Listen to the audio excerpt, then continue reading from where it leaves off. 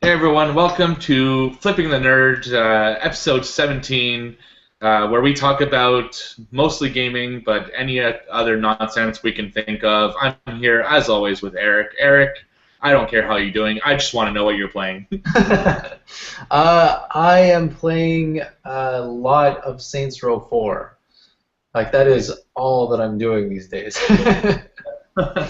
It's the first time I stepped into it, I was just kind of disappointed because it really just felt like some more Saints Row 3.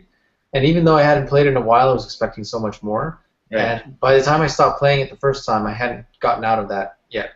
And then I picked it up again a couple days later, and I started getting superpowers, starting to be able to run all over the place, and I figured out what I wanted my chick to look like. Yeah. So it got epic, and yeah, it's pretty damn good. Yeah. What are you enjoying the game? Is it meeting your expectations? Yeah, I feel like other than a few little nitpicks, it's absolutely enjoyable. The whole superhero thing really, especially, it works so well in a Saints Row game because one of the gripes with a superhero game is often how limited it'll make you, right? Yeah. Because it doesn't want to just let you, for example, if you're Superman, it doesn't want to just let you destroy everything and be invincible because then it wouldn't be so much of a game. Right. I'd make an argument against that. I'd say you can make a game like that and people will fucking love it. Maybe Yeah. on the especially. Yeah. But like in a game like Saints Row, it's so crazy and over the top. You can let the player loose and let him have so much power, and it's fine. And that's how it feels in this game. So Right. yeah, it's a damn lot of fun. My little nitpicks so far, they barely give you any more clothing options than in the first one. Like Right. this is a highly customizable game, and the cars too. Like the everything that's customizable feels like if you've done it in Saints Row 3, you can do it now, but not much else, you know. Okay. So that's a bit of a bummer, but not too big a deal. Like once you start fooling around with all the options, and there are so many that you can come up with a new outfit and it'll feel a bit more fresh, you know. Right. And other than that, they give you this tornado skill when you're running around that you can upgrade to. Right. I'm beating myself up over not saving before and then trying it out and then going back to my save. Right. Fucking thing, like it. Okay, so you're running super speed down the street. Mhm. Shit goes flying out of the way as you're passing by, and for you to be able to see that, what they did is that the cars go flying like next to you or in front of you or to your side, so it's in your periphery, right? Okay. Problem with that is when you stop, some of those cars sometimes come bashing right back at the back of you, and you go flying, you get knocked over, and it just makes you feel like a pussy. You're like this big superhero that can create tornadoes, but then you stop, and it's like, oh, Right. fuck. So little nitpicks, but overall having a blast, and like it's my birthday today, and I ended up Oh, spending happy most of it. birthday. Yeah, thank you, thank you. I had no idea. I figured I wanted to spend it playing a hell of a lot of Saints Row 4, so that should tell you that it's a pretty damn good game. Yeah, so congratulations on hitting puberty. It's about Thank time. you. It's pretty much what's going on, isn't it? Yeah. How about One day you? your hair will grow out. Kind of the contrary that's going on for the both of Yeah, us, I think. yeah, it's the look these days. It's the You bald before we prepubescent. started, right? You before we started had a toucan, and I was like, no, no, no, No, I just didn't. let loose. It looks great. Yeah, it's the first time I show my au naturel baldness on the podcast or video Yep. cast. Yeah, I think it suits you, man. I think you got a good look going for you yeah, thanks. there. The glasses bald with the beard look. It's Hey, we're on a show called Something Nerd, right? right, exactly. Yeah, exactly. And that's what nerds look like. We wear Right. glasses and we like to not shave. So, All right. So yeah, what are you playing? well, see, the plan was to play Resident Evil 4 some more this week because I was kind of getting into it and I enjoyed it and I was really looking forward to getting to play it a little bit. But something happened. Something I kind of expected. Something I really couldn't avoid. We had a podcast last week. Oh yeah, that's And right. we talked about something at great length, Yeah, and I what might just that be? I fucking couldn't do it anymore. There it is. And that's There it just the is. game case. That's not all the stuff you bought with it, right? Yeah, it took me all of what, like 16 hours to break and have to go with it. So I got my little toys, and Nice. I even bought an extra like villains pack just for the hell of it, so my wife can play with me this game. In case we hadn't made this clear enough, this is a podcast for nerds. Right, exactly. Yeah, but I have to give a shout out to my wife because she actually is the one who's bought it for me. So Nice. it's kind of an early birthday gift. Cool. Yeah, no, it's and I got to play a little bit. It's I didn't get to play a whole lot because I was stuck doing actual adult boring work at home. I had to build a new fence. Yeah, more on that later. I'll just finish with my Infinity story. So I played a little bit in the toy box on my own this morning. It's really fun, and I'm starting to get how it works, but I find it's a lot more difficult to understand than it should be. Okay. Like I don't think a kid could really grasp how to build stuff in that game. It took me a little while, and I'm someone who's been playing creative games for a long time. Yeah. It's not as simple as just like I'm gonna use it. I'm gonna use it. I have to say, it's not as simple as Minecraft. Minecraft? Minecraft. You put a block, you put it there, you build on it, boom. In this one, it's just you have to get a wand, you have to point at it, you have to click something, then you have to go into this giant menu. There's thousands of items.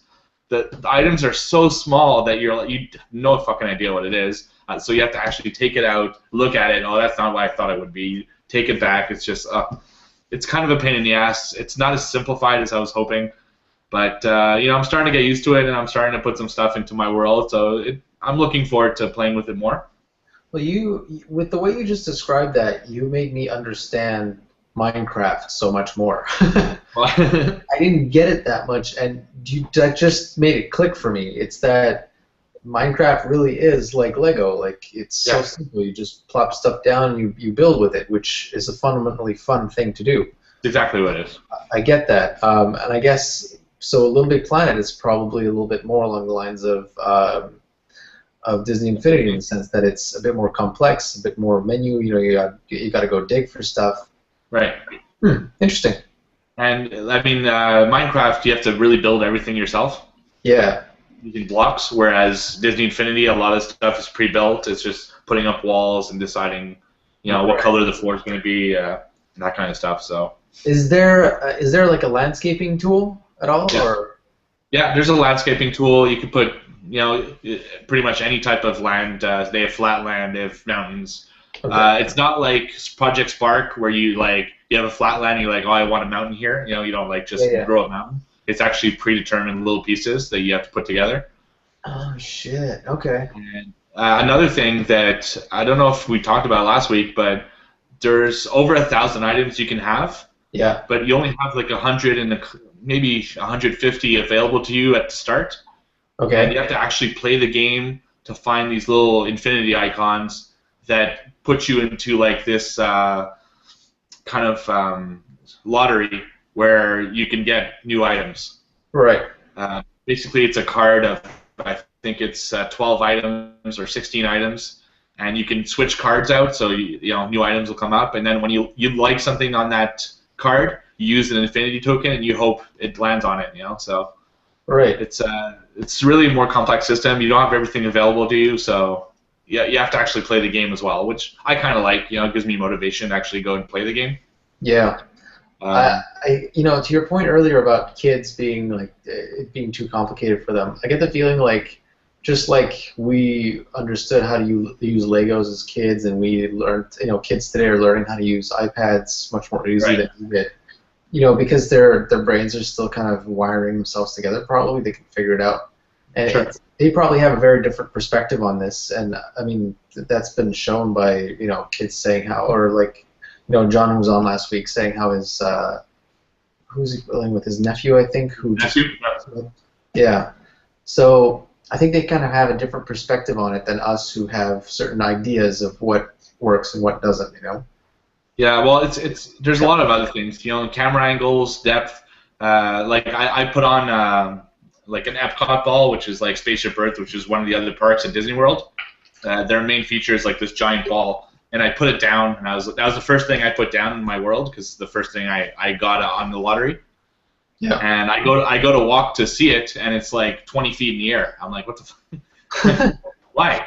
And then I realized that not only do you have to place it, you actually have to like move it up and down and make sure it's on the ground and not floating.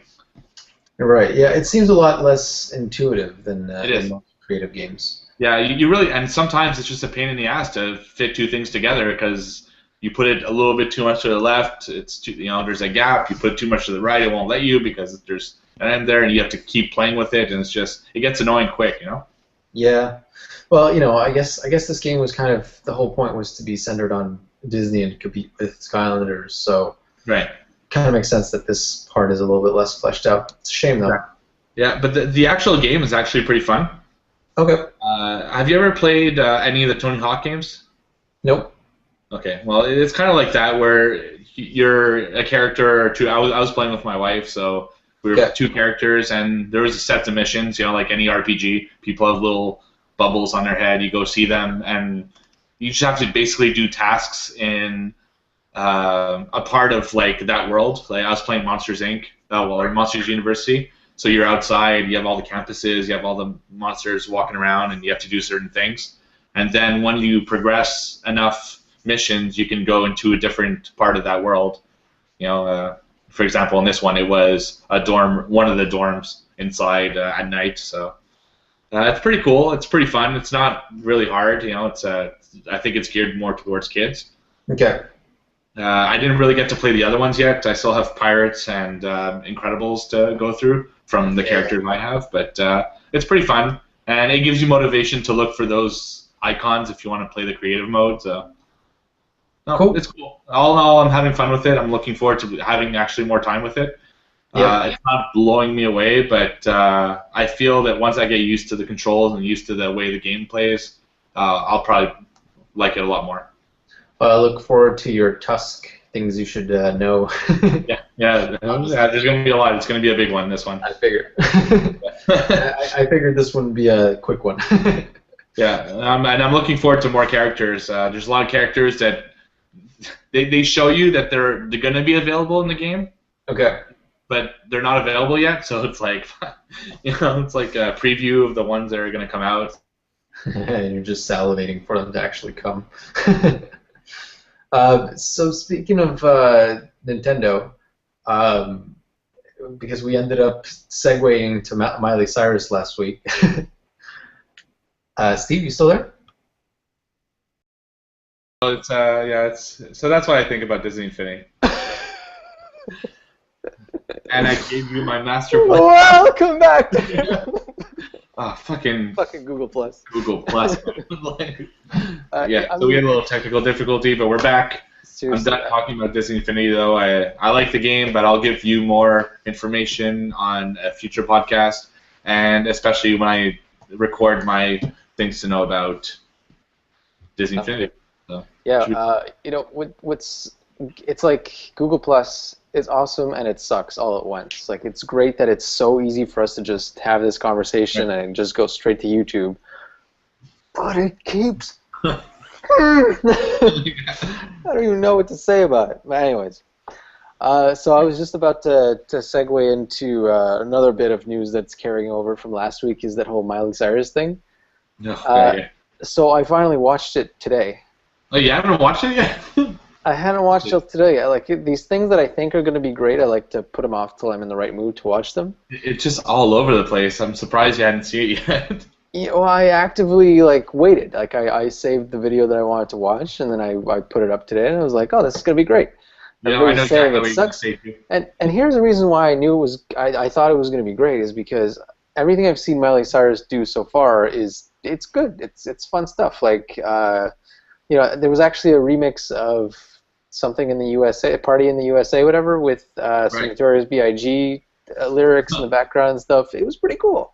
And then that twerk thing she did in the in the unitard or whatever, it was in the onesie. That was cool. It was awesome. Right. And then that.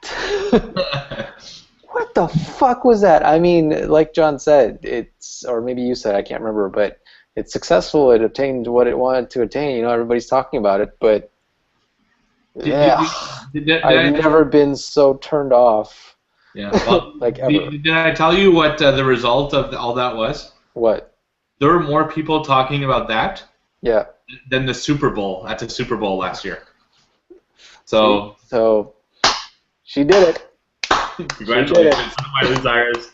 You are now a famous star, just like Kim Kardashian and Paris Hilton. I texted John after I watched it, and I was like, oh God,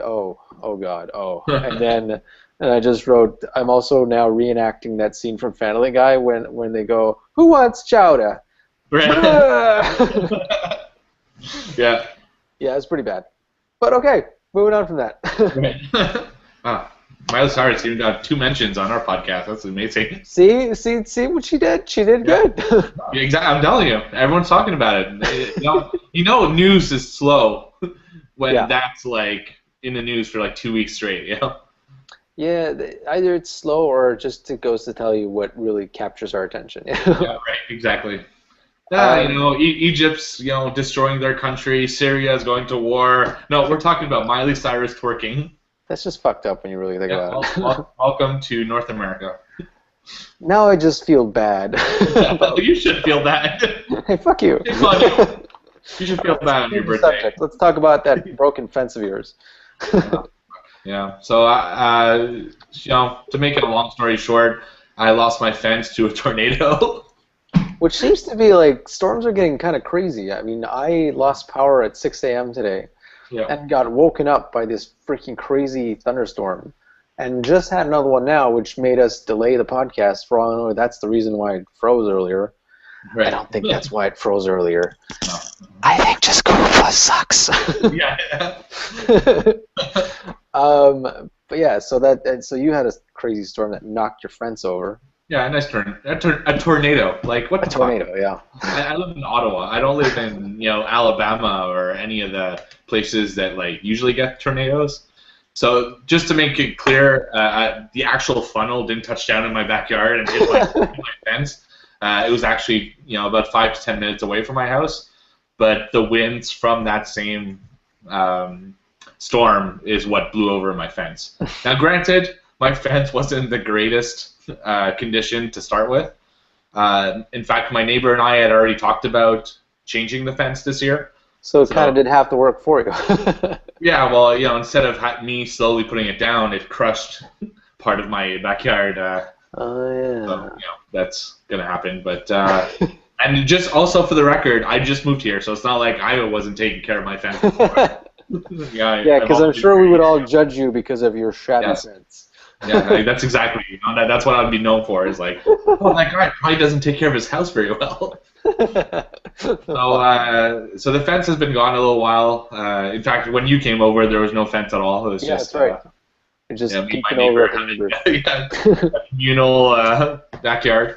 Right. So I did it, and over the last 2 days we put in the fence posts, which sounds like something that wouldn't be too hard, but let me tell you, 22 hours and a lot of manual labor later, they're in, and it was an absolute nightmare. I mean, I'm a guy who works at his computer all day.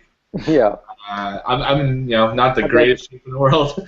I bet all that Minecraft building had you thinking it would be a piece of cake. You know what? I thought so. I mean, building a fence in Minecraft, I mean, you don't have to think about it. That's like 20 seconds, just like click, click, click, click. No, in real life, not the same thing at all. I mean, digging holes that are 4 foot deep, it's just I had to lift the concrete. That was like I'm very strong. That's one of my strong points, I guess, is having good strength. So I'm the one who's bringing the concrete back and forth. Holy shit, are those things heavy? It was just a complete nightmare. I'm super exhausted, but at least I got to relax today since it's Labor Day. And, I got to go. I went to see a movie today, and I went to relax a little bit, so that's good. Cool.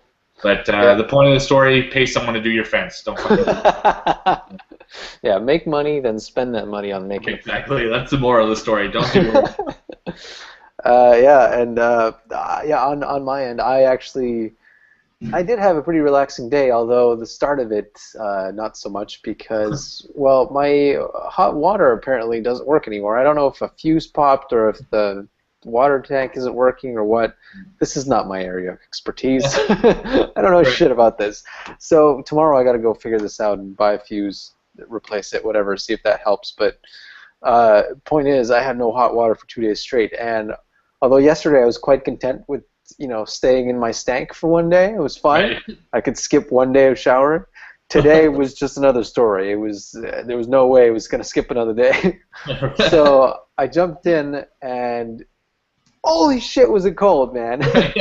I forgot how cold regular non-heated water really is. Yep. When's the last time you bothered to even try to dip your toe in regular, not heated water? We are first world problems here. Yep, right, that's right. And speaking of which, for fuck's sake, I could have just gone, because I live in a condo building, if that's not apparent by the loft behind me. And we have a pool, and right outside of that pool we have showers, which are fucking heated. I could have taken a heated shower today. And you know when this thought came through my mind? When the cold water hit me. Of course. Like, I'm right in there, I'm already in there, I'm naked, I'm soapy, and oh yeah, this could be much more pleasant. Fuck. So yeah, so that's my happy story of the day. Yeah, well, maybe after watching all those twerking videos, you needed a cold shower. So. No, see, just watching Miley twerk was enough to just cool it off. Yeah. Oh man. Yeah, that's all homeowners. Just it's impossible. Like, I remember when I was a kid, something would happen. It'd be like, that'll be taken care of. Yeah. Yeah, it's true. No worry at all. And when you have a home, I've been a homeowner for about 3 years now, and it's like something breaks, you're like, oh fuck, I gotta deal with that. Like, yeah, exactly. What do I do? Or I gotta pay somebody to deal with that, which sucks more. Yeah, and then try to find someone to deal with that. It's that's actually not as easy as you'd think. No, it's not. Like, so some problems it's pretty obvious. A fuse box breaks, you call an electrician. But some other things, it's like, oh, who do I call for this? And who do I trust to actually fix this? Yeah, well, that's a whole other story. Oh my god. Apparently, you can't trust anyone. That's what I'm learning through this process. Kind of, yeah. If you can do it yourself, that's always the best bet, because if you fuck up, you can blame yourself and you'll get over it. That's right. Yeah, because then sometimes you'll get screwed out of a ton of money and still not get the thing done. So. Fuck, I've seen that happen way too many times at my mom's house. No, it's awful. You should see because she's on the waterfront, and like there's a just what do you call that? The wall in front of the water. Oh yeah, right. Anyway, so that thing's been redone a couple times, because every time it gets redone, it's like on an angle, and at the point where it meets on the one side, it always starts to like crumble downwards towards the property. And so we get it fixed, the whole thing, and then the next year it's the other side, and then it's, god damn it. Yeah. So yeah, can't trust anyone. You also live in Montreal, which is like the capital of bad construction. So. Really? I didn't notice. You haven't noticed? Really? You didn't know that it's not normal that your whole city is an orange cone? Oh, I thought that was just like a design choice. It always surprises me now that I live in Ottawa. It's like the second I hit Montreal, it's like all construction. The whole thing's in construction. And Montreal construction, for people who don't know what that is, oh my god, that overpass is going to fall. Let's put some nets on it. That'll hold it up. I'm going to let you bitch at it, because if I start, I'm just going to get depressed. Yeah, exactly. No, because I still live here. Yeah, I refugeed myself out of there, so good choice. Yeah, exactly. Hey, what do you say we switch into some gaming news and whatnots? Yeah, absolutely. Should we start with like the most, I guess, noticeable news of the week that happened before PAX? Sure. Yeah, for sure. I'm ready for it. Nintendo 2DS, right? Yeah. Did you think this was a joke when you first heard it? Yeah, you know what? Nintendo doesn't have the greatest track record for names. Yeah.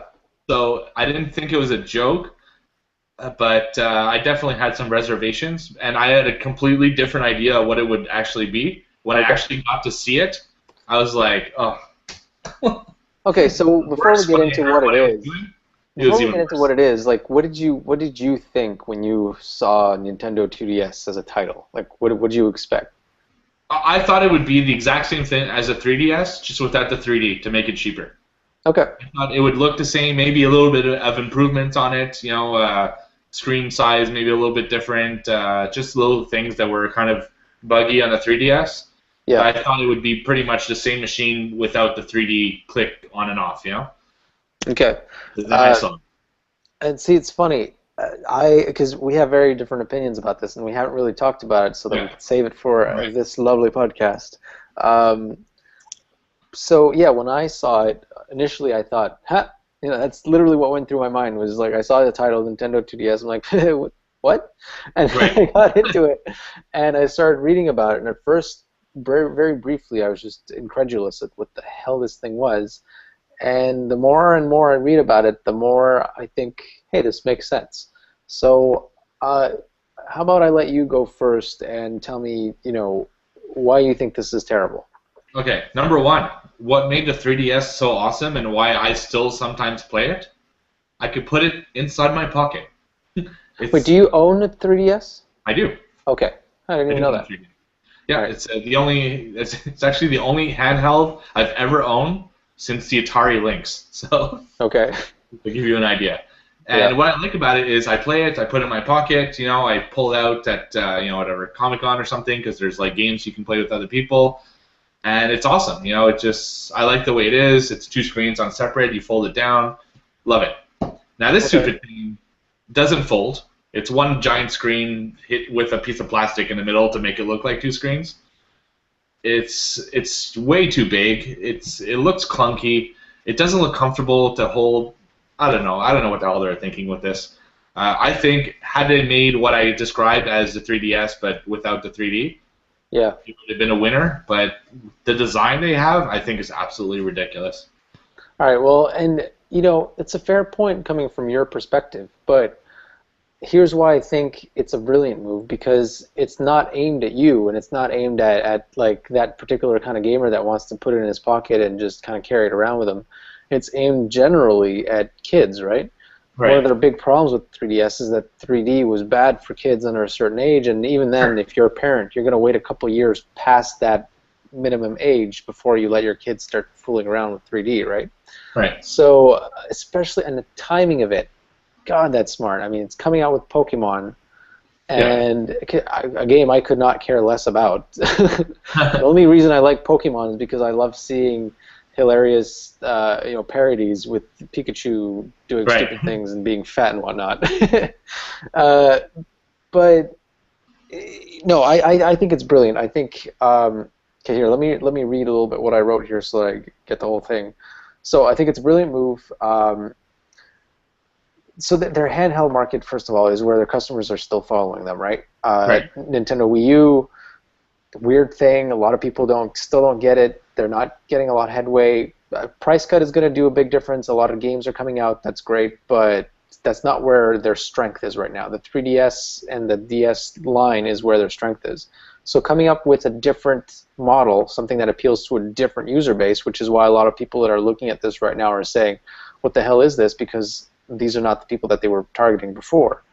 So you're going to grow the install base with this cheaper entry-level model, and it doesn't have the gimmick of 3D, which a lot of people see as just a stupid thing, and they don't want to pay money for something they're not going to use. Right. Also brilliant is that it's coming out before the next-gen consoles. So you still have money in your pocket right now. You've been debating buying a 3DS. While you can, not only do you still have money in your pocket, but you also don't have those next-gen games capturing all your attention. So it's the time now for them to be pushing this out and saying, hey, look at this. It doesn't cost much. Just get it. You can play all of these games that we have. That's kind of enticing. It actually got me thinking about it a little bit. And honestly, I looked at it, and the only games I want to play on 3DS are like Mario Kart and that Adventure Time game. So Right. I'm still not going to buy it. But there are a lot of people who would be very interested in Zeldas and all sorts of other Mario games that will be very interested, especially at this price point. Wait for a sale or a Black Friday thing where it goes to like $100 or it comes with a game or something like that. It's going to sell like freaking hotcakes. Yeah. You know what I think though? Yeah. I think past Christmas, it won't be that big of a deal. I That think. may be, and it'll still be a brilliant move by Nintendo because watch how many sales they're going to get before then. Yeah, I think a lot of people already have either a 3DS or a DS or a DS XL or a 3DS XL or whatever other fucking little things they've had of the DS. Yeah. I think that market has already been taken. I really think they I don't already. know about that. I don't. You know, the 3DS. A lot of people bought the 3DS. The 3DS was a very successful system, Yeah. and it's so easy to turn off. It's not like the 3Ds. You have to do the 3D, right? You click one button, and the 3D is off forever, as far as you're concerned. So I don't think it's gonna do as well as you would think. I think it's gonna Again, do. I think you're looking at a different market, right? Like the Who people they're that really targeting. want it.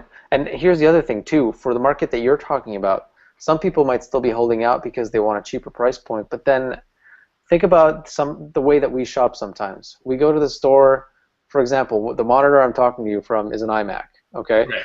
I went to the store to get the 21.5-inch base model, and I walked out of there with the 27-inch Right. model, Of course. which there is a step up from the 21-inch that's still a 21-inch, and then there's a 27. So I went up 2 models at the store, and Right. I had done extensive research. I knew what I wanted.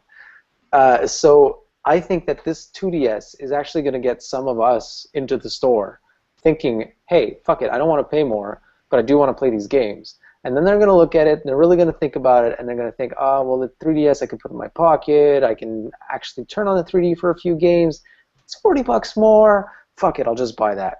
Right. So I think that this hits on a couple points. It's not just that it's going to go get that lower end for the kids and the parents and all that kind of thing, but it's also going to entice some people that were holding out because they want to spend a little bit less and end up buying the 3DS instead. Right. So Yeah. that's why, all in all, I think it's just a brilliant move. Yeah. But I also want to talk about what I think of it, just as a console itself. Right. I actually like the look. I know you said you don't. Really? It I've looks like a seen. piece of bread. I mean. Yeah, it looks like a wedge. I mean, it looks like. There was a Sony tablet that came out recently that looked like a folded-over magazine. It kind of looks like either a piece of cheese or a piece of cake or something, right? It's Right. got that kind of angled look to it. I think that's okay. I think we live in a tablet kind of world, and it's got that kind of look to it, like a slate, you know? Yeah. And I actually prefer where the buttons are placed. Really? I feel like that'd be more comfortable to have your hands and your thumbs higher up rather than to be crunched down at the bottom like this. Right. I just ergonomically, I feel like this might be better for your hands. And I actually personally hate the clamshell look. I've hated that forever, and that's one thing that's put me off about the DS line since it started to exist. Right. So, for me, you could have made any shape, and I would have been happier with it. But just looking at it on its own, it is smaller than it appears in the promo shots. I've seen people holding them in their hands in videos. I mean, it's the exact same screen size as the original 3DS, right? Right. And yeah, people have confirmed, IGN, Kotaku, they've confirmed that it's comfortable to hold. The one thing that I'm asking myself is, what about that Circle Pad Pro attachment?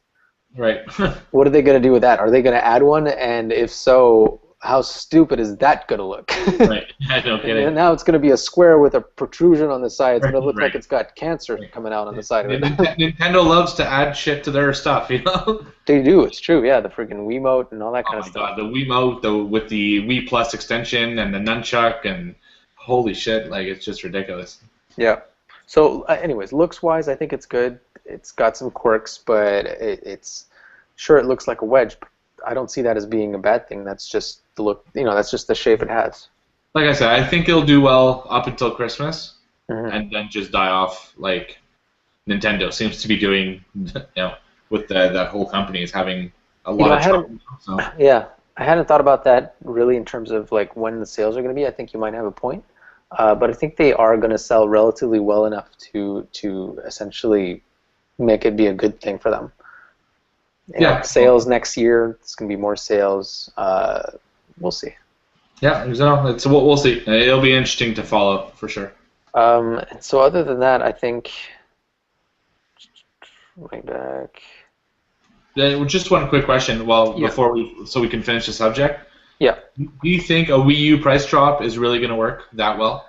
Yeah. See, and actually, this brings me into the next thing I want to talk about too, is the comments that Reggie Fils-Aimé has made, the Nintendo of America president. So he's gotten real cocky ever since all these announcements have been made, saying how look at all the games that are coming out for the Nintendo Wii U. Saying all this good stuff about the 2DS. I think the price drop for the Wii U is like it's about time essentially. It's not like, oh my God, that's great. I mean, it's about time in the sense that they were doing pretty damn lousy, and now just in time for the holidays, it might help a little bit. But the next gen consoles are coming out. A lot of people have either pre-ordered or have budgeted for it, or are just waiting to see what the next-gen consoles are, and they're not going to jump on a Wii U now because it's $50 cheaper. Right. No, they're still going to wait to see if the next-gen is worth it, and then they'll make up their mind. And I don't see people going for the Wii U instead of a PS4 and Xbox One. No, I really don't. Well, the Wii U has been lacking really the most important element of any gaming system, and that's games. Yeah. Like, what the hell are they thinking? There's no games for that stupid system. It's yeah. And now it comes out, and hold on, let me pull up the quote here. He goes, because this is just ridiculous. Oh, okay. It's so fantastic. He says, it's all about the games. The competitive systems have announced their launch lineups, and he says, I'm allowed to say meh. Yeah. Really? Yeah, right. Really? Meh? We've been talking about this since E3, tripping over each other about how excited we are for the next gen and all the games that are coming out. And including the ones that are on current gen that are going to be on next gen. Yeah. Who the fuck wants to play Watch Dogs on fucking Nintendo Wii U? Nobody. Nobody. Nobody. Yeah, you got a second screen, so what? Exactly. So do I, motherfucker.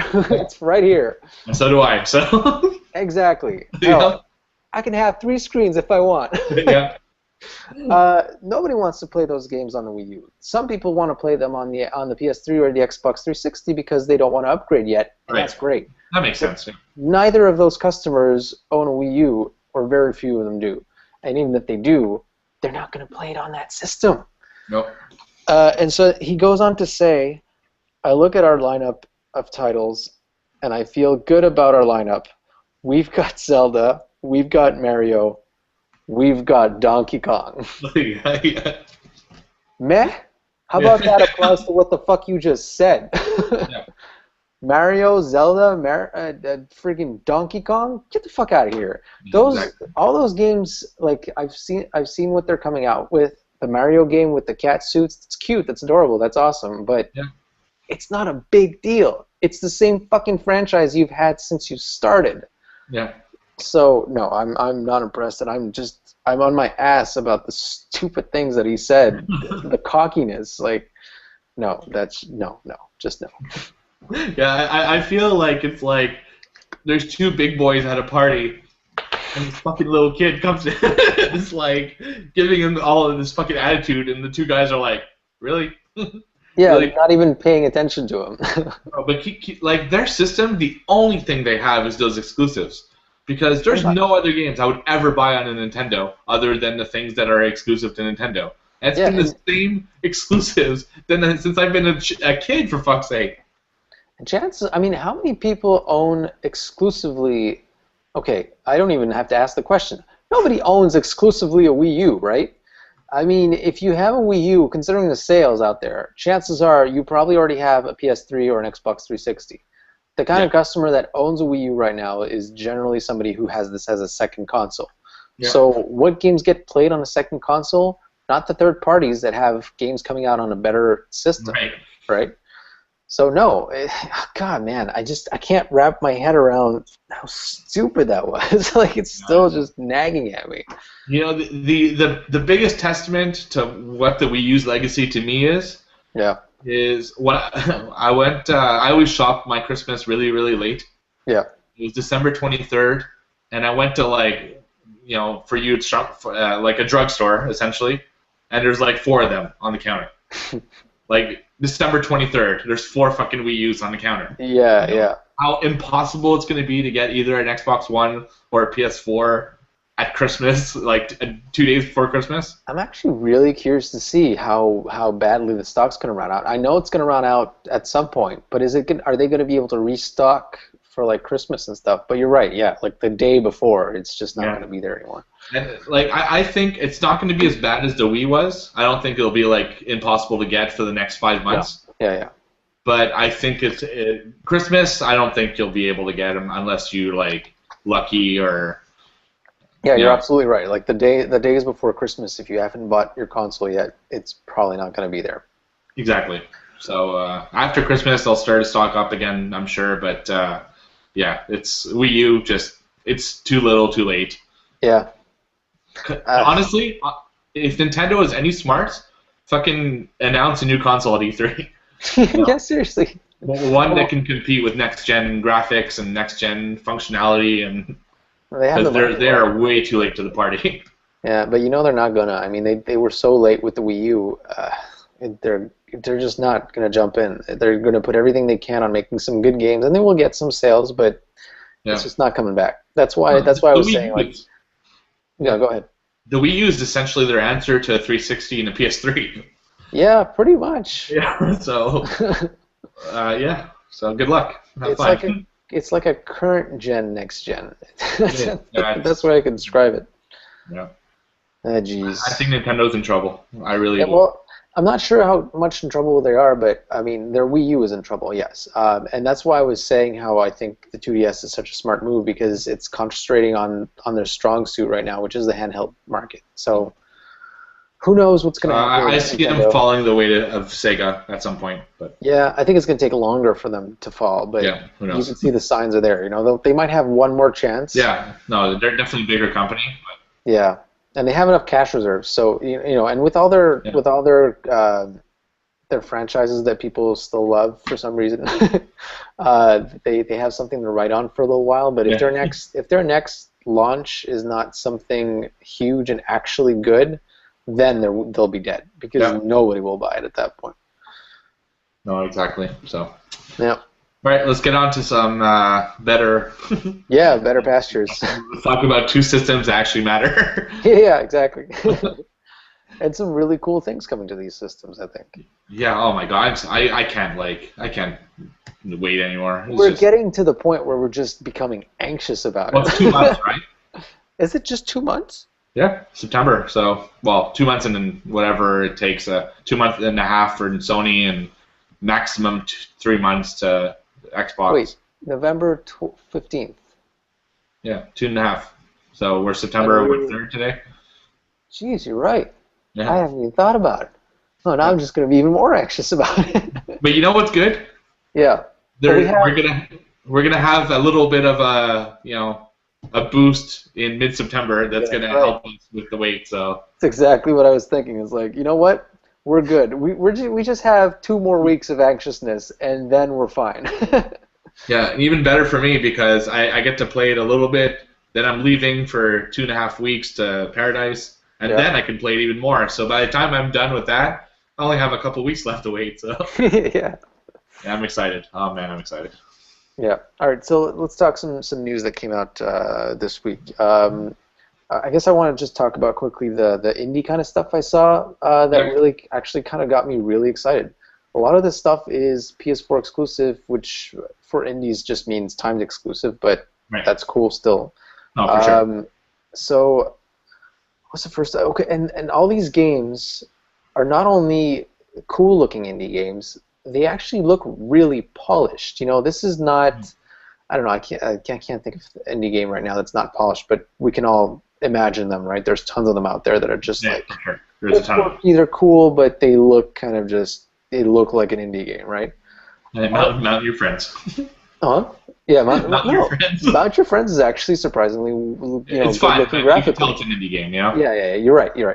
So these are like a step above. Like they're indie games, but they actually look like cool little. They make me think of Super Stardust or those kinds of things where they really look polished.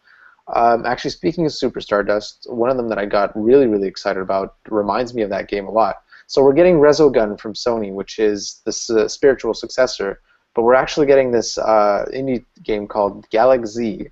So like it's Galak with a Z instead of Galaxy. Right. It's an indie title. It can be forgiven for having that title. But it's essentially a sweet-looking, floaty space shooter, and it's falling somewhere between Super Stardust HD and Pixel Junk Shooter, which are two of my all-time favorite arcade games on the PlayStation console. So clearly I'm hyped for it. It's really got this floaty feel to it. Like you move your ship around and then it kind of slows down, and then there's two buttons for thrusters, so one that sends you forward, one that sends you back. Right. The animation is great. It looks really interesting. So I'm looking forward to getting my hands on that one. Then there's another one called Secret Poncho. Again, this one actually has a cool name. Yeah. So it's a spaghetti western style top-down multiplayer shooter / fighter. So if that sounds like it's crazy, it is. Essentially, they drew up the art for what they wanted to do, and then they tried to figure out what kind of game would work well with that, and so they came up with something completely like out there. So Right. you're dealing with all these different characters, and what's cool about it is that they're not just different skins with basically the same kind of functionality. Apparently, and it's been confirmed by people who play it, they all play very differently. Like they have different attacks, so this is really hard for the developer to like normalize all this and make it not so that some characters aren't overpowered over other ones. Right. But I gotta say that adds a lot of interest to the game because you can pick a different character and have a very different gameplay experience, you know, Mm-hmm. or just pick one and get really good at it. Right. Have you seen any of these two during the PAX? I did. I watched them. They look fun. What I'm afraid for them, and if I were an indie developer, I don't know if I'd want to launch my game because there's so many other things that people are going to play at launch. Yeah.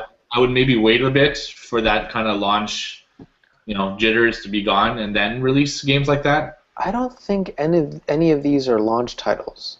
They're not? I think they might be close to launch, but I don't think they're day one titles. I could be wrong. Okay. Maybe one of them is, but from what I understand, these are games that are coming near launch, but not at launch. Okay. And that's a fair point, right? You wouldn't. Well, I don't know. I mean, it could go both ways, right? If you're there on launch, some people will pick it up because they want to play something right away, and you just bought a PS4. Not everybody has the money to buy all the the AAA games. Right. And hell, I've said it. I'm probably going to start playing with Resogun, so who knows? I might start playing galak-z right away too. Maybe. No. Yeah. But what's great about indie titles is that because they're cheap, it's easy to come back to them later. You don't feel like, oh, I missed the boat. I don't want to pay $60 for this thing now. I'll wait for a sale. You missed the boat, but then you see it again on the store, and you're like, oh yeah, fuck it, I'll just pick it up because it's like $10 or $15 or whatever. Yeah, and that's why I have so many games. Yeah, that are played. But at least these look really cool. That's what I'm blown away by, all these indie titles looking next gen, I guess, right? Another one that I saw that you might not have seen, it's called Mushroom 11. Did you see this? No? No, I didn't. Okay, so Mushroom 11. Nope. I think there's a one-person team or two-person team or something like that. And Adam Sessler showed it off from PAX, and he was essentially saying, "Oh, really? Yeah. You can just tell me." We're a very informal podcast here, so Steve just texted me saying that I'm cutting in and out. Hopefully that's not happening in the actual recording. If it gets really bad, just let me know, and we'll cut. We'll have more technical difficulties. Yeah, why not? Back from part 3. Okay, so Mushroom 11 is essentially. I wrote this down. I called it an experimental push the blob platformer.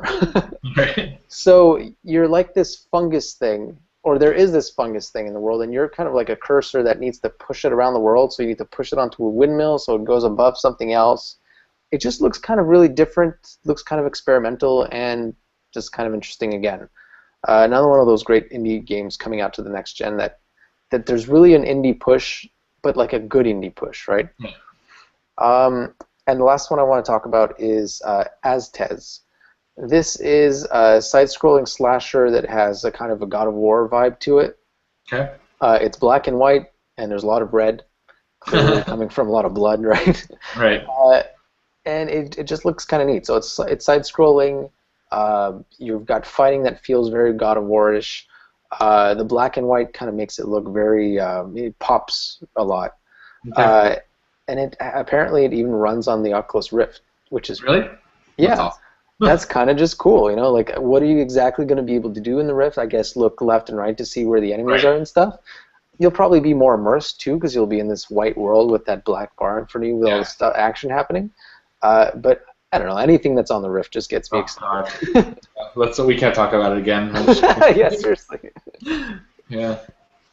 If it's something that was coming out and we knew for sure we could play it soon, I'd be like, I don't want to talk about it, but not knowing if I'll ever actually get to play it is very depressing for me. And the more I think about it, the more I realize like I'm probably not going to have the Rift day one, because I don't have a gaming PC, and I might have one by then, but I doubt it. Although I did hear some really interesting murmurs of it coming to consoles. The way their language seems to allude to the fact that they want it to come to console, but they're not concentrating on that because it's just a lot simpler to concentrate on PC and their hardware and just not worry about that for now. But you got to think it's going to come to the consoles soon after, you know? Well, at least 2 consoles. yeah. It's not there's no fucking way this is going to be on the Wii U. Exactly. You wouldn't be able to see your tablet anyways, so why would you put it on there? I mean, who wants an Oculus Rift on the Wii U, right? Right. Meh. Yeah. Do you see any interesting games that from coming out of PAX? You know what? I didn't see any interesting new games coming out of PAX. I did see extended previews for games that I was already excited for. Right. Yeah, I've got one, so why don't you go with a few? Yeah, I saw a little bit more of Dead Rising 3. Okay. And the game impresses me more and more every time I see it. It just, man, the craziness. Like, I saw a demo, but a demo I read was actually better than the one I saw. Yeah. The guy was talking about, like, you know, he puts on a shark suit and he starts biting people and then switches it off and becomes James Bond and starts shooting people. And then he becomes Elvis and starts, like, throwing rocket launchers that throw fireworks. And it's just like, oh, my God. Like, it seems to be the Saints Row of zombie games. Yeah, kind of, right. But at the same time, you know, Saints Row, you kind of have to play crazy at this point. But whereas this, you can play it completely normal if you want to. It's an option to be crazy at it. I don't think there's been a normal way to play Saints Row since at least Saints Row 3. So. Right. Exactly. Yeah. Whereas this, you have the choice. You can play it as just a survival game, you know, intense horror, or you can just go crazy with it. And I remember, when I noticed that, I think it was at the E3 reveal.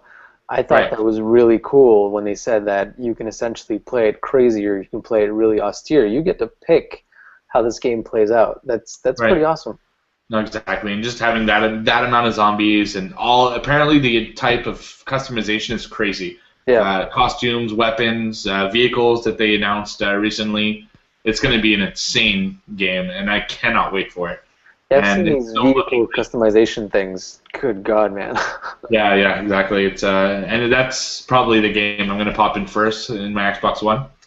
If you're going to pop in a game on day one, might as well be the craziest, the most batshit crazy one you can find, right? Exactly. And the other one that is kind of competing with it as far as popping it in first is I saw an extended trailer for Lego Marvel Superheroes. You mean on your console? Sorry? You mean on your console? Yeah, on my console. You know what? I like the Lego games. Yeah. I wasn't, when I first heard about it, I love Marvel, so I was probably going to get it at some point. But people were playing it saying it's not only the best Lego game, but the best Marvel game ever. Okay. So that excites me because I loved Ultimate Alliance. I love some of the old Marvel games they had. They said if you're a fan of Marvel and Lego especially, this is the game for you. So I'm really, really looking forward to it. You got tons and tons of characters, a lot of like inside jokes that I'm excited to see. And it's more of a comedy game versus well, I guess Dead Rising is a comedy game too. And then more Titanfall. Yeah. Just everything I hear about Titanfall is just Yeah. Everyone loves it. I I'm think it might I'm be. keeping my fingers crossed that that's coming to PS4 at some point. Yeah, it's very possible. I Yeah. don't think it's. I don't know who's making it. Is it Activision or EA making Titanfall? I think it's EA Titanfall is EA, yeah. or they're publishing it anyway. Yeah, definitely not Yeah. Activision because Anyway, that's Call of it's Duty. that's Call of Duty, right? Yeah, they're not going back with Yeah. that. So yeah, nobody seems to hate this game. Everybody who plays it not only says it's good, they said it's one of the best experiences they've ever had. Now, if Yeah. I read it from one or two, I'd say, okay, maybe they just, a little too gung ho about it. But it's like everyone, No, you're everyone who absolutely plays right. the game. Everybody's talking about it that way. Adam Sessler, who is notorious for not being a big multiplayer fan and also preferring all that indie kind of, stuff that really does something different. He Right. came out when he just did his first playthrough of the game at PAX, and he was blown away apparently. So yeah, that's my barometer for seeing that this is a universally really appealing game. Yeah, and I saw a demo of one match, and it Yeah. was just incredible. I mean, the stuff that you're doing. I mean, you're in a mech, then you're out of the mech, and then you're free running, and then you're I into think buildings, shooting just like a shooter, and then you're back out. It's outside into a yeah. mech. It's just fucking I insane. think that's the most appealing thing about this is that you're not just in a mech like in Mech Warrior or Right. Hawken or whatever. You're in and out of that thing, and both states matter. Right. Yeah, and you can be fighting the mech from the ground, which is, I actually used to read some of the Mech Warrior books, and I remember there were instances in the books where, well, you obviously it wasn't all about being in the mech because now you're going into more of the fiction of it rather than the gameplay. Right. And there would be that stuff where you'd have elementals and different kind of other, ground troops that would be fighting the mechs, and that was an interesting part of it. Now you actually get to live it, and the gameplay sounds fun. So, yeah, I can see why that's so exciting. Yeah. Have you seen any demos for it? Yeah, I've seen gameplay here and there. I don't think I've seen an actual just off the hands demo like that. You'll have to send me the link for that. Yeah. Yeah, I'll send you a link. It's just absolutely insane, and even crazier than that, it was part of the story. Yeah, So right. I did notice that. I don't know how that works. It's like you're playing single player, and all of a sudden you're in multiplayer, and then you go back into single player, and it's just like all I blended think together. you're just in both modes at all times. Yeah, it's crazy. It's not like you jump in from one to the other. A little bit like Destiny, where you jump into zones Right. where you've got more story, and other zones where you've got like these big team events. Yeah, It seems like everything is just magically woven together. right. Don't ask me how, but that's apparently what they're doing, which is pretty cool. So just seeing more of that was exciting, but it's not coming out for a little while. So No, it's true. What is it? Spring 2014 or fall? I think it's Q1. Yeah, I think so too. Yeah, So we won't have to wait too long. no, but it's still too long. I guess I'll have to plan a trip to Ottawa to come see that. For sure. That's definitely it. And the rest, I saw a little bit of Dying Light or Dead Light or Dying Light, yeah. that's the Dead Island. Yep. Yeah. I've started to sort which ones are which in my head now. Right. Yeah. So I love Dead Island, so it's not too surprising that I'm excited for this. Although it seems so much like Dead Island that I'm just surprised it's just not called Dead Island 3. Yeah. I guess they just wanted a different locale because then they'd have to be off that island that they're in. But Right. so stuff like that, and nothing They have a else. different kind of mechanic to them, right? Right, exactly. So nothing other than that got me too excited. I'm a little disappointed that there wasn't any new games really announced. Although Gearbox teased something today, but they haven't said what yet. So Okay. because it's still technically going on now, PAX. It's at the end of it, but Gearbox teased something that we'll know really soon. So that's exciting stuff. What about you? Well, could it be the Game of the Year Borderlands edition that they might be? No, a new game. Okay. Yeah, Gearbox, a new next-gen game. Okay. Oh, cool. Yeah. They haven't said that much, but not much more than that. All right. Yeah, no, the only other game I wanted to mention is Dragon Age Inquisition. It just looks fucking gorgeous, man. Yeah. Have you seen a bit of the trailers for this? I did. Yeah, Man, I saw this on the trailer. This looks like a next gen game. Like it's really badass how the graphics look so impressive. Just like him, I think the one that captured my attention the most was the one where you've got the character running through the desert, and this dragon just swoops in, and he watches him go down, and he's... What? Yeah. What did you say? Yeah. Yeah. You can see like the sand particles. It's just like insane. Oh, man, yeah, seriously. And you know, I watched an interview with them, and what they were saying is that unlike other big open world games that are coming out now because of next gen and whatnot, it's not just one open world. It's a bunch of different locales. So instead of like going from a desert to a forest to a whatever, you know, like in Red Dead, where you would go from Mexico to the main North America, like USA or whatever, and then you'd get into this forest winterland kind of thing. So instead of that, you still have to switch between those destinations like you would in a current gen game, except that each one of them is massive, like bigger than any game they've made today. Like it's bigger than the other Dragon Age games for each one of those locales. So that's pretty impressive. I don't mind having to switch between different locales if they're that big, because, well, you still get to have all that expansiveness within each world. Right. I'm cautiously optimistic because every time I see a Dragon Age game, I get excited, and then I actually see it once it's launched. I see gameplay and stuff, and I lose all interest because the combat's it's the same kind of optimism I have for The Witcher 3, whereas I know that earlier games combat looks very like stick figure like kind of like Skyrim, where all you do is slash, but there's no. It's not nowhere near like Devil May Cry kind of like action stuff, which is what gets me engaged in fighting in a game, you know. Right. But both of those are promising to be a bit more engaging, a bit more fluid when it comes to combat animation. So, I mean, we'll see. I'm excited for what they're promising. I'm looking forward to seeing if they can pull it off for once. Yeah, no kidding. No, I'm the same. I actually own both Dragon Age games.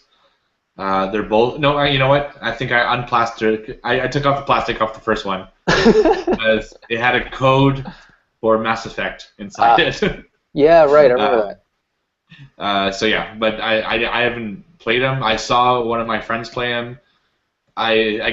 Same thing as you. I didn't like the fighting. Yeah. And you know, if the fighting's the part that's not fun about a game, I don't really want to play it. You know. Yeah. So I guess we'll have to see if they can actually come up with a good fighting animation. Right. Yeah. So that's it for game news from PAX. In one terms more of like other announcements. There's one more piece of news from PAX I have to talk about. Yep. I still have some too, but just like games wise, I don't have any. Well, this is a game, so. Okay. Go for it. Minecraft. Oh yeah.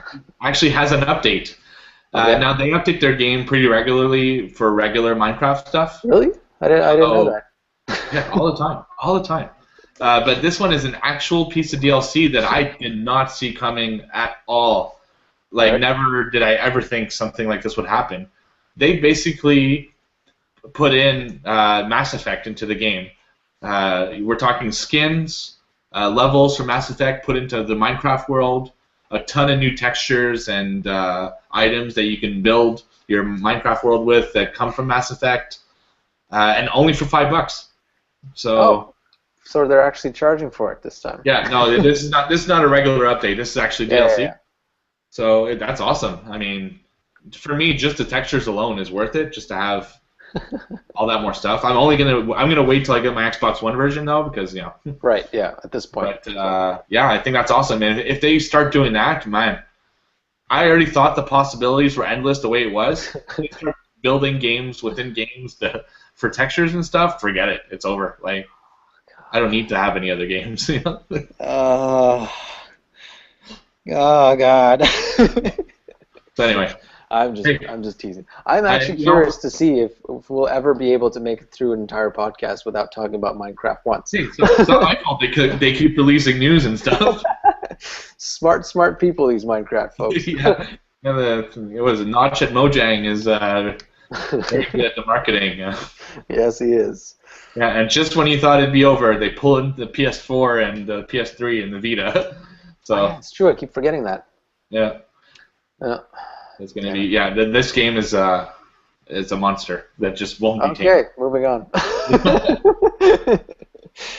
So other than game news, what did I have here? Oh, actually, something that's kind of interesting actually is the PlayStation 4 is now confirmed to have voice navigation for the UI. Some people seem to be like in the media seem to be confused about whether this is confirmed or not, but they had a slide at an event, a Sony event, where it clearly said voice navigate or something about navigational commands or whatever. Right. So clearly that's confirmed now. They haven't gone into detail about how it's going to work. What I'm curious about is this going to work only with the camera, or is this going to be with the camera or with the headset or any kind of vocal commands that you can have? I think that could be an interesting one-up if they can have it go through the headset as well. Right.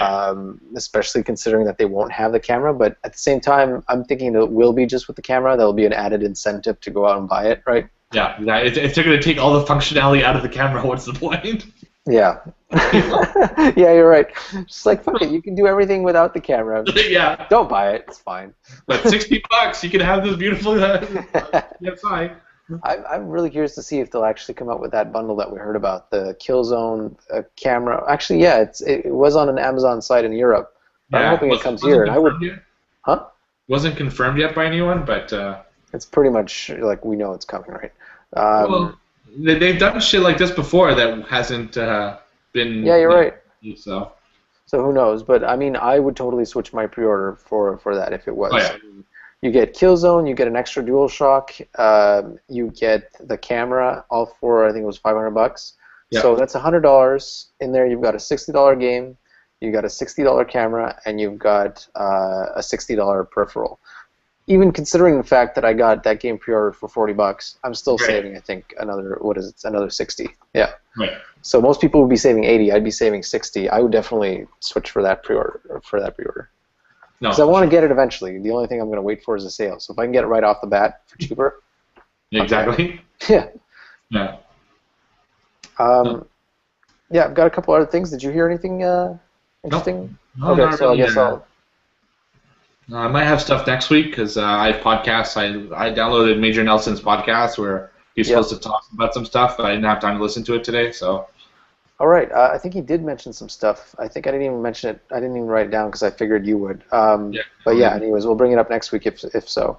Oh, one thing that is confirmed is that you won't be able to use an external hard drive at launch. Right. And that whole debacle with the voice recognition thing on the Xbox, whereas certain countries can use it, can't use it, can use it, whatever. That's again like just when you think they have their messaging back together, it all falls apart again. It's like, come on, people, put out the truth. You know what the problem is, right? What is it? It's accents. Accents? They're having trouble distinguishing accents for commands. But did you know that the only thing that they're not allowing in these markets, there's 13 markets that it's coming to, right? I think there's 5 of these markets that have all of the voice recognition, which is Canada, USA, and a couple of others. Regular English. Yeah, pretty much. And then all the other ones still have voice recognition, except for the Xbox On command. Right. What? Because some Italian guy can't learn to say Xbox On or something? Probably not. That's a little weird. Yeah. It's just, again, just this confusion. And continuing with Xbox stuff, FIFA is only coming to day one pre-orders. Yeah. And again, somebody actually from Microsoft said, oh, no, it's coming to all pre-orders, and then like the day later, somebody else from Microsoft says, no, it's just Xbox Day 1 edition pre-orders or whatever. More confusing, and then just, I'll leave it at that. I'm just like, come on, man. I can't believe they still are fucking up with the messaging. It's incredible. The monster is supposed to be gone at Zynga. Yeah, right. No, I think it's more there's people who just aren't keeping their mouth shut, right? If it's like a Sony employee saying something, but it's not an actual marketing employee, that's what the confusion is, I think. But it's worse than that because it's people saying things that aren't true. It's like going to Best Buy or GameStop where you talk to the rep and he tells you something about a system that is just flat out not true, and then you find out after you've bought it or you've pre-ordered or whatever by an actual source or even a friend who's more informed than that GameStop employee as to the actual reality of it. Yeah, but who do you blame? It's actually all coming from Microsoft. But who do you blame? The GameStop employee or GameStop? Well, in this And case, that's what's happening in this case. It's Microsoft employees saying false things when it has to come from their marketing department. well, at this point, I blame Microsoft in general because these are not like lowly employees from the store. This is like executives and actual people who should be in the know. I blame Microsoft for not keeping all their people up to date generally. That like there's something fundamentally wrong at Microsoft right now. I don't know if it's because Steve Ballmer's leaving or what's going on over there, but I mean, you can't deny that there's clearly a problem with messaging and communication within the company. Right. I want them to get their act together because it's just frustrating. Yeah. But like, I thought when I can't remember his name now, Maverick, when he left, I thought really that he was the problem. I'm realizing now that no, there's a problem within the company that they need to sort out. Yeah. You know. I think honestly, I think it's an American thing. The media is so hungry for news that they keep asking whoever they know at Microsoft, and one person says something, all of a sudden every website in the world reports it. So it's like I think Sony being in Japan has an advantage in that sense because I don't know about that, man. There's a lot of Sony employees in America that could be hounded by this. But here's the thing. They either shut up or they say the right thing. So far, they haven't screwed up their messaging by saying things that aren't true, right? Right. So if they can do it, and Sony's a big company, yeah, Microsoft can't too. That's what I'm saying. I'm not saying Microsoft can't do it. I'm saying for some reason they keep fucking up and they need to stop. Yeah. And the last piece of news, which is also Microsoft news, but this is not some sort of diss on them. It's just Illumaroom has come out as being said that this is something that is not coming out anytime soon. They're saying that it would be way too expensive. Like they mentioned thousands of dollars worth of equipment here. Right. So I got a question again at why this came out like right before they started talking about next gen. Some people kind of expected this to be together. It came out as a tech demo, right? Yeah. So tech demos always generally tend to do that. It's like a 4K TV, right? Sony announcing a 4K TV. Yeah. No one's going to buy a 4K TV. It's way too goddamn expensive. But they're showing it. 4K TVs are coming out. Yeah, now. The room will never see the light of day anytime soon. Well, you know what? When Kinect first got, like, that technology first started, it was the same thing. It was, like, way too expensive for... I remember them talking about it, like, 5 years before it came out, talking about motion. It wasn't Microsoft per se, but it was the Israeli company who built it for them. Yeah, right. Talking about it. I remember being excited for it. They're like, it's going to cost you, like, $2,000 to get it, so... It'll never come anywhere. I think it's just a matter of time. Yeah, I think my only thing that I think is quirky about it is the timing. Like, I feel like maybe they should have talked about this after Next Gen launched.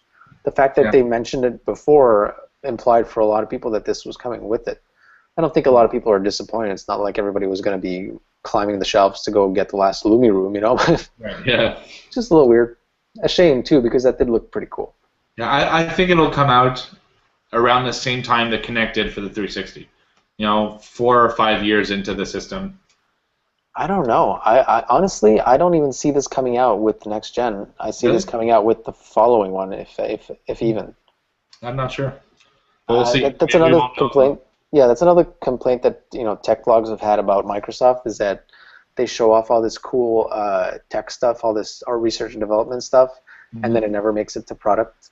So that's something that a lot of people wish that within Microsoft there was a clearer pipeline between research and development and actual making products. But at the same time, you can say at least they're trying, right?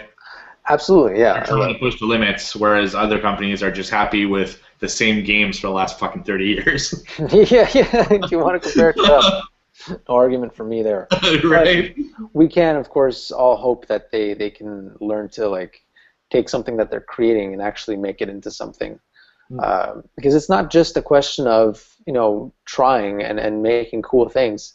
It is a question of getting it to market, because a lot of these companies make a lot of stuff in research and development that they never show us and never makes it to market. Like Apple does a lot. We know that Apple does a lot of stuff behind closed doors that we never see. No, for sure. So yeah, more tech. Else? Huh? No, just looking forward to see what does make it to market for all the systems. Well, we know the Oculus Rift is coming, so I think we don't care about anything else really until that. It actually exists. We've seen it. It's a thing. So. Yep. Oh man, and the more people try it, the more they keep saying how amazing it is, and like everybody, not one person goes in there and says like, "Oh, what the hell is this?" Right. No, exactly.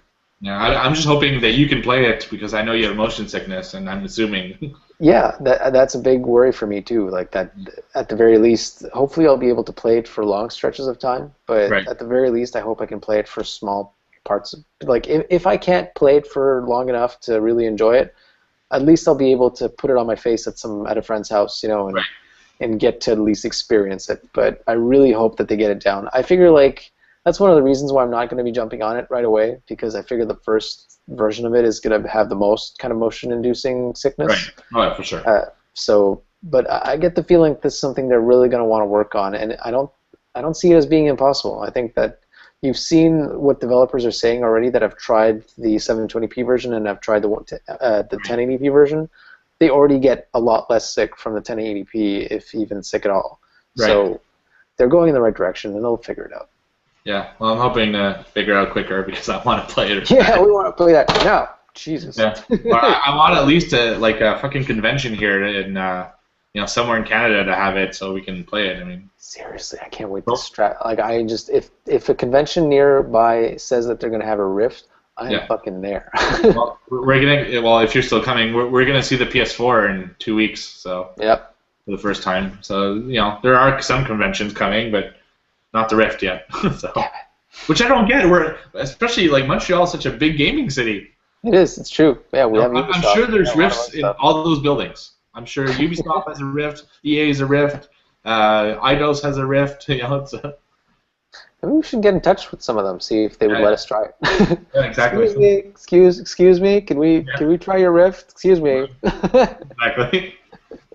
Yeah. All right, I think that's pretty much going to wrap it up. Unless you had anything else. No. I think I think the news is going to get a little bit slower in the next couple of weeks. Yeah, so hopefully we'll have more podcasts where we're just discussing stuff that's not the news. So those are kind of fun. Yeah, no, there's a lot of shows. Maybe at some point we'll have to do a quick TV one to recap 2 of our favorite shows that are ending soon. So. Oh yeah, we could totally talk about it once they're over. I have this, as you know. I just, like, the slightest thing that I know about the next episode and just fucking ruins it for me because that's just going through my brain.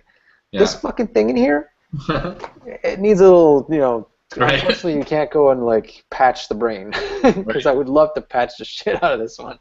Yeah. We'll definitely talk about it once they're both done. Absolutely. No, I can't wait. I'm so excited. Yeah, I'm actually going to go watch Breaking Bad after this. Yeah.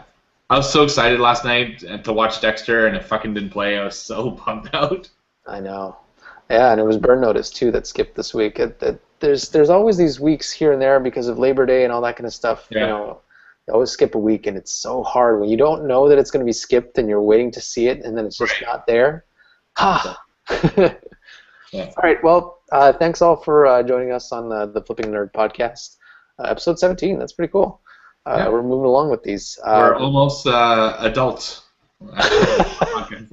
We're about to be. And since we're in Canada, we could even start drinking at their next podcast. That's right. Oh wait, we've already been doing that. Yeah, right. So follow us on Twitter at FlippingTheNerd, and you can send us an email at xp@nerdflip.com. Keep in touch with us, and we'll have more content coming soon, including another podcast next week. Steve, thanks for joining me once again. Yeah, no, thanks for being there. It's going to be a fun... I can't wait. I just want to go play Infinity. I don't want yeah, I'm out. I'm going to play some Saints Row 4 and watch Breaking Bad. Yeah. Peace!